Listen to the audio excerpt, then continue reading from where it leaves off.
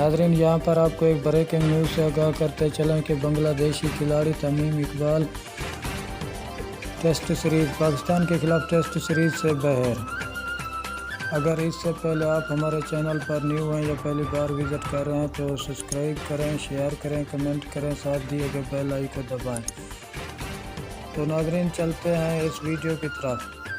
तमीम इकबाल अंगूठे की इंजरी के बायस पाकिस्तान के खिलाफ टेस्ट सीरीज से आउट।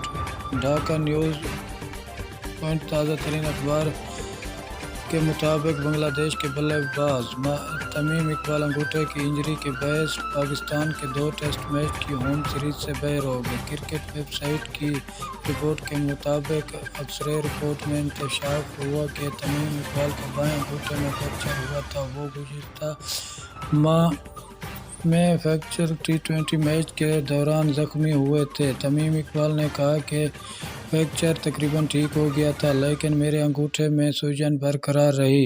हमने एक और एक्सरे करवाया जिसमें इंकशाफ हुआ कि अंगूठे में फ्रैक्चर है। उन्होंने कहा कि मुमकिन तौर पर 2 फ्रैक्चर थे, लेकिन पहले सीन में ये सामने नहीं आया था। अब मैं अंगूठा नहीं हिला सकता और अब पूरा इलाज का अमल दोबारा शुरू होगा। तमीम इकबाल घुटने की इंजरी से शख्सियत याद होने की वजह से खेल के वक्त की कमी का हवाला देते हुए रवां साल के T20 वर्ल्ड कप से बाहर हो गए थे।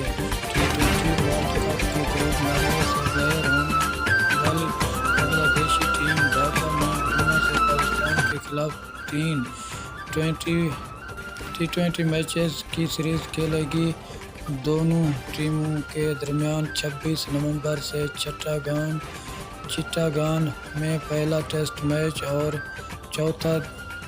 4 दिसंबर से ढाका में दूसरा टेस्ट मैच खेला जाएगा। शुक्रिया नाजरीन हमारी वीडियो देखने का।